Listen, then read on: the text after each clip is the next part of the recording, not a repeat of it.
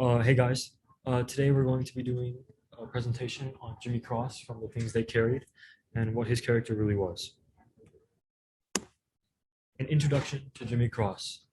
He was a lieutenant for the Alpha Company. He was a young and inexperienced leader. Because of his young age, he didn't always know what he was doing. He made some pretty bad decisions, but he always took responsibility for those shots and knew that he messed up. As for his role in the book, he was a leader and he had most of the responsibility in the Alpha Company that Tim O'Brien was in. And he called the big shots to like bomb villages and stuff. He was the person who called in those airstrikes. A couple things about Jimmy Cross. Um, Jimmy Cross starts off this story in the first chapter by talking about the things, or well, Tim O'Brien talks about the things that Jimmy Cross carried with him into battle. The basis of this book in itself is the battles and what each individual person carried with them. Jimmy Cross was a calm guy, a good leader, but he always had one thing heavy on his heart, and that was his love for Martha. Martha was what kept Jimmy growing, and pictures and letters of Martha is what Jimmy kept with him in his foxhole late at night. O'Brien writes about how Cross used to think about her late at night and how her photos and look at her photos and fantasize about them being together. In the in the cruel and horrible war of Vietnam, Martha was like Jimmy's escape, and pictures and letters of her were what kept him sane. In a quote that O'Brien writes, First Lieutenant Jimmy Cross carried letters from a girl named Martha. He would dig in his foxhole, wash his hands, unwrap the letters, hold them gently with the tips of his fingers, and spend the last hour of his night pretending to be with her. This quote really exemplifies that the objects that are most associated with Cross, the pictures and letters of Martha, show who he was as a person and how his feelings for Martha kept him peace at night. Another quote that another quote that shows us what Jimmy really like was, and he would watch late at night and wonder if Martha was a virgin. This quote also paints a picture for us, for the reader, and implies to the audience about the pleasures that Martha made for Jimmy, and that the pictures and objects were important. The amaryllis flower is also a figurative object that could be used to describe Cross's love for Martha because it is the symbol of undying love. So the amaryllis flower is a figurative object that could be described for Cross.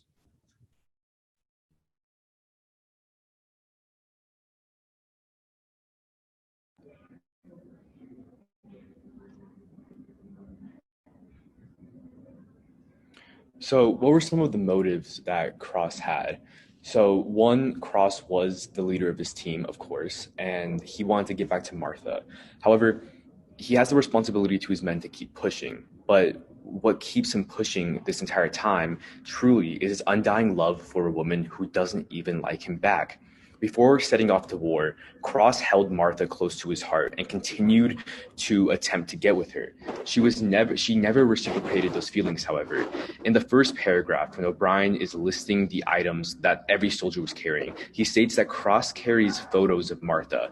He states that even though Cross knows that Martha will never be with him, he still longs for her. It's what pushes him to continue. One statement that specifically stood out to me was when Cross was talking about how he wanted to push onto her knee.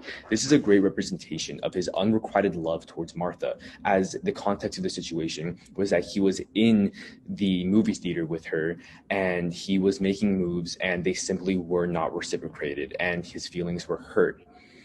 I really like this statement because it is a true representation of his love for Martha and her resentment towards that love as she rejected his advances towards her knee. Her knee, weirdly enough, is a representation of his love for her. Although she is his main motive to make it back home, in the chapter Love, Cross actually confesses to Martha after the war. However, as expected, he is rejected again. But this time, Cross accepts it and finally moves on. Courage and Martha specifically are what keeps Cross moving throughout the entire war. And courage is a topic that's brought up so many times throughout the book because courage is separate from emotions like happiness and sadness or anger. Courage is something that each of the soldiers have to keep with them through their fear, through their anger, and through their sadness, through their comrades' deaths, and all of these traumatic experiences that they are going through. They have to keep courage with them, and that is truly what keeps them pushing. Cross's true motives were to make it back home to Martha and to make it back alive. Even though during some parts of the book, it felt like he just wanted to die. He wanted to just lay flat and just accept his fate, but he didn't. He kept pushing for hope because he had a little bit of hope for a woman who never reciprocated his love back towards him.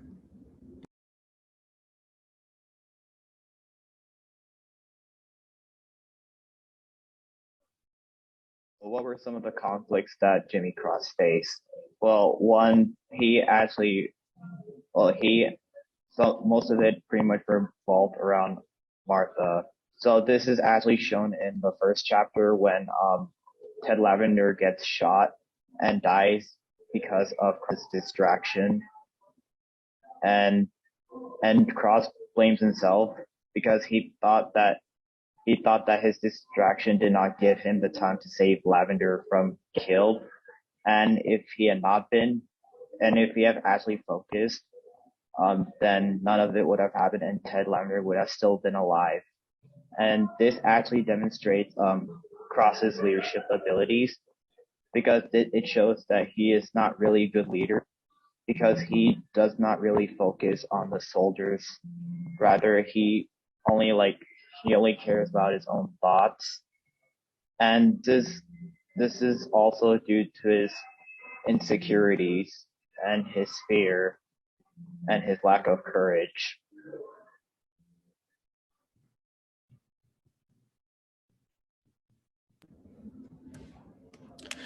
So this is our visual. It is a collage of all the things that truly were close to Cross while he was at war throughout the book. So first we see photos of Cross, which makes sense as, he is the character that we are talking about. You also see photos of him and his soldiers as he's experiencing these traumatic and horrific events throughout the book. He's growing a closer bond to his fellow soldiers.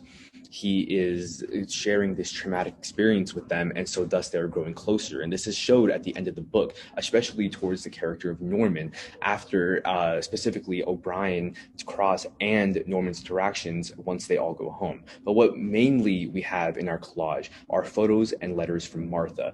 Martha, a character who we bring up continuously throughout this presentation, it played such a huge role in Cross's character. She was his main driving factor. She was the whole purpose that Cross had to return back to home in one piece.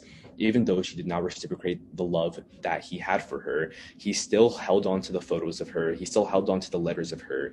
And specifically, all of the letters that she would send him signed love. And although Cross knew that when she said love Martha, she didn't mean that she loves Cross. Instead, it was just a generic saying, a generic signature that most people used in their letters.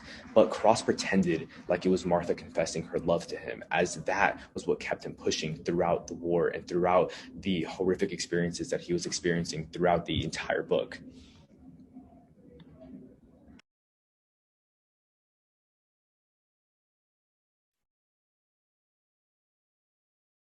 Cross's character introduces 5 main themes in the novel: responsibility, death, guilt, group and collective identity, and love. First, Cross in his leadership position bears heavy responsibility for the collective success of the group, introducing the concept of leadership responsibility to the novel. This is demonstrated by his rank. He stands above the group in name and practice, but also in the focus that the novel places on his responsibility for Ted Lavender's death and Cross's ensuing guilt. Second, Cross's character engages with the theme of death, constant theme throughout the novel that Cross's chapters set up. This is shown in Cross's experience with Lavender's death, the killing of the dog, and the desensitization that the young soldiers in Vietnam have experienced. A quote from page 23 details, quote, "He would shut down the daydreams. This was not Mount Sebastian. It was another world where there were no pretty poems or midterm exams, a place where men died because of carelessness and gross stupidity. Kiowa was right. Boom, down, and you were dead, never partly dead." As the quote shows, death constantly surrounds them, a far stretch from the environment that Cross and his comrades experienced growing up at home. Third is guilt. A major focus of Cross's experience is guilt over the death of Ted Lavender. While it occurs elsewhere in the book, it is most prominent in Cross's experience as a feeling in itself as well as a motivator to suppress other feelings. Cross is put in a position of responsibility, but he fails to prevent Lavender's death, leading to immense guilt on Cross's part. The affecting the choices he makes, especially his perception of Martha's role in his life. Fourth, Cross's group is the first example of the role that collective identity plays in Vietnam. His chapter opens with a description of all the things that his men carried, but ultimately Cross represents the sum of their distinct identities into a collective identity. In Vietnam, collective identity is all that matters. The young soldiers are just individuals serving the larger cause of war. Cross's character is a contrast between individual personality and experience versus the collective identity of the group. Finally, Cross's story opens with love. He has an immense and obsessive love for Martha, but as the Cross's story and other stories throughout the book demonstrate, attitudes towards love change based on personal experience. He tries to withdraw himself from love after the guilt he feels when Lavender dies. This theme of love is repeated throughout the book, especially in the story of Marianne, and the changing nature of Cross's feelings towards Martha are a defining feature of his character.